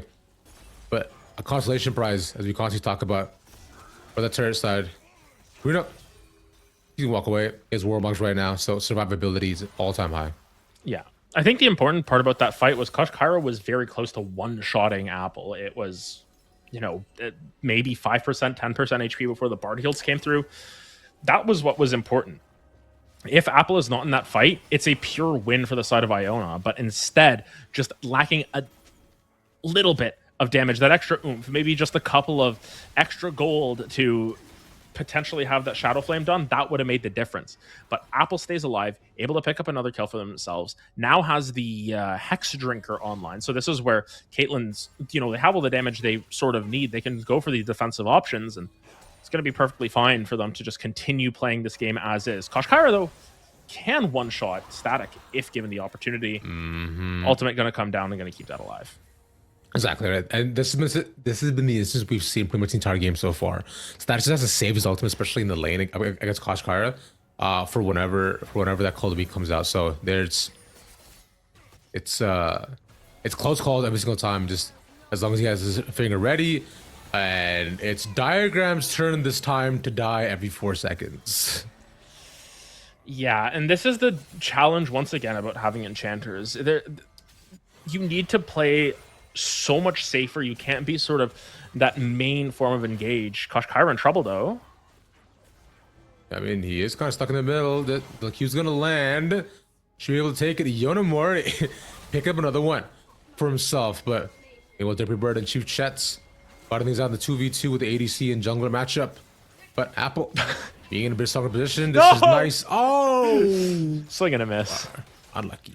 Yeah, happens. It does secure them the tower at the very least. Yeah, I believe. But will there be a re-engage?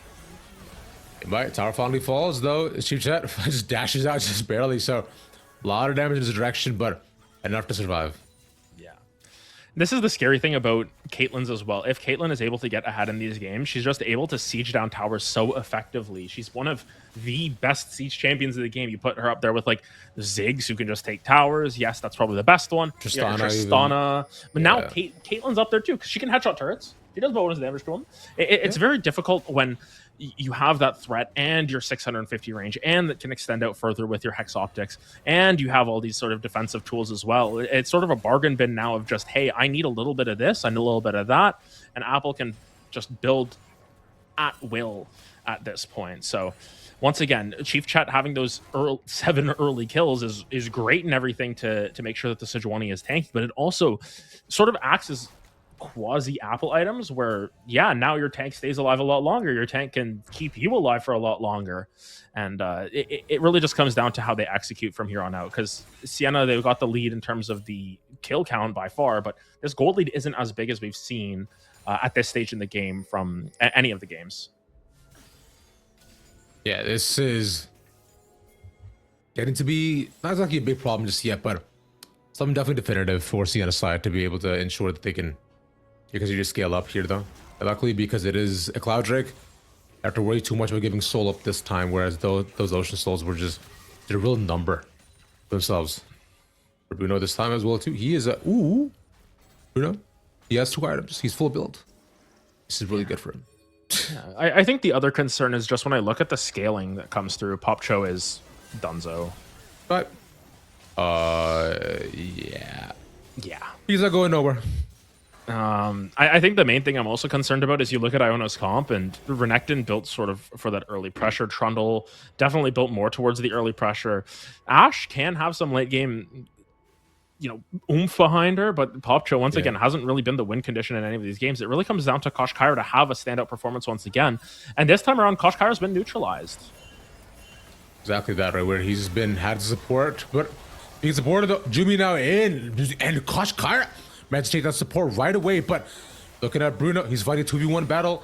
Apple just can't get in the middle of any of them, so that's to turn to support. Bruno hoping to survive, has to flash away though. But meanwhile, the rest of them are just looking to just take down this tank. And he makes a full circle, survives the entire time, and it leads them to the slaughter, dude. I love Mundo, man. Yeah, like he's just so unbothered, low cortisol gameplay, as we were talking about. Just walks there, does his thing, tanks up a whole bunch, and then walks right out afterwards. And it's really difficult to see the angle for win conditions for the side of Iona at this point, because again, yes, Kosh Kyra is able to pick up one for themselves, but it just feels as if they don't have the tools to cut through Chief Chet. They don't have the tools to cut through Bruno, and they don't really have the tools to access Apple in that case. 7, 1, and 9 on this Caitlyn. This is someone we were expecting to highlight, expecting to stand out.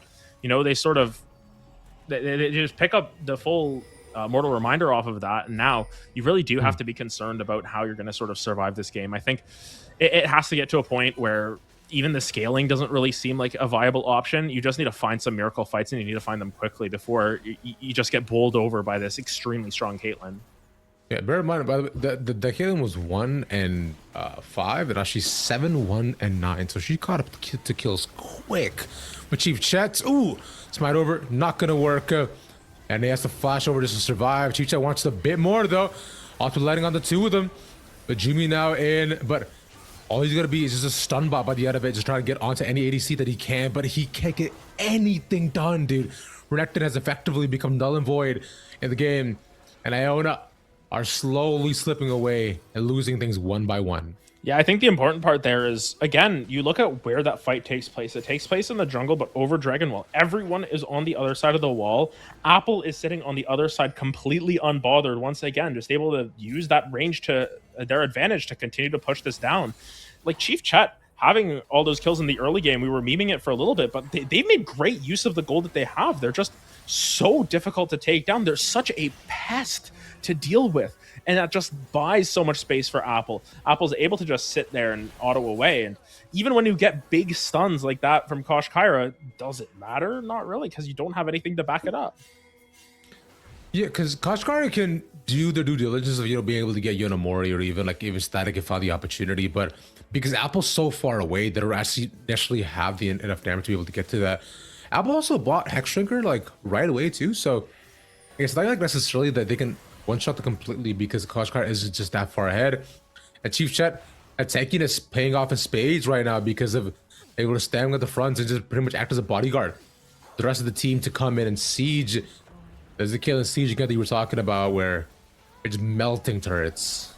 Yeah, I think I'm also a little bit concerned about how the next couple of fights play out. Well, we'll see them here. Kosh Kyra falls immediately.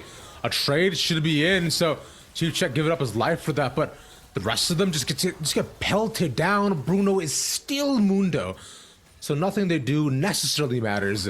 2 fall, and that's the base open up. Yeah, and I mean, Chief Chat sacrificing their KDA for the benefit of their team here, but look at Apple's damn. It's ridiculous. This could be game. Can they end? I mean, 3R down, 50 seconds to cost car pops, dude.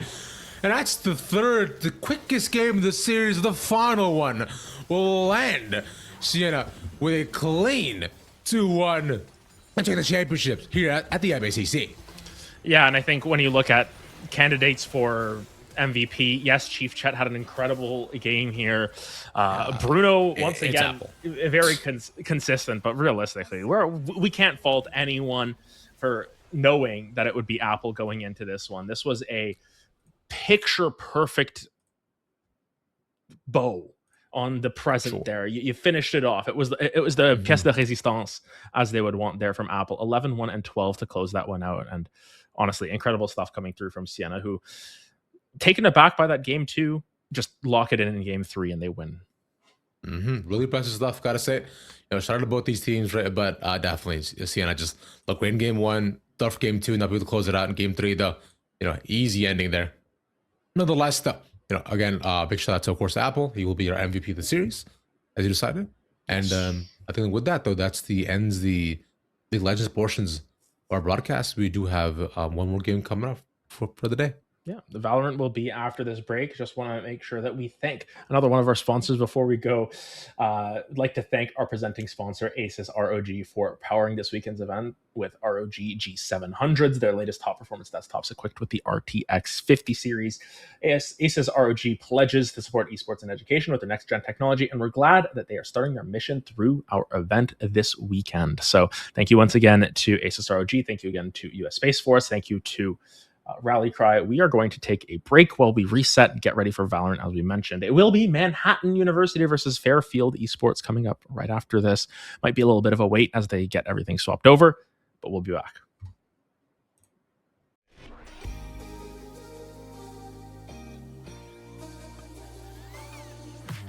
Way too many faces in the crowd, but I think that I see you.